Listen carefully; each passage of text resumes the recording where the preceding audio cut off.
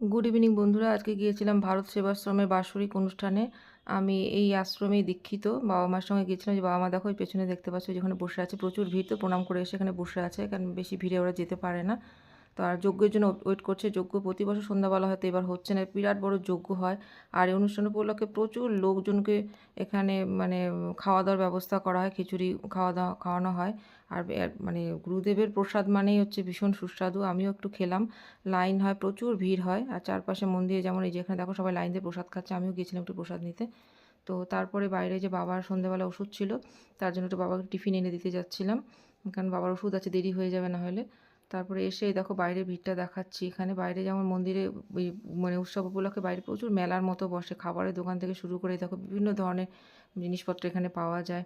আর এখানে খুব সুন্দর অনুষ্ঠান, সারা দিন 3 দিন ব্যাপী এখানে অনুষ্ঠান হয়। আমরা অতক্ষণ আর থাকিনি, চলে আসবো, টোটোর জন্য ওয়েট করছিলাম। তো এখানে ব্লগটা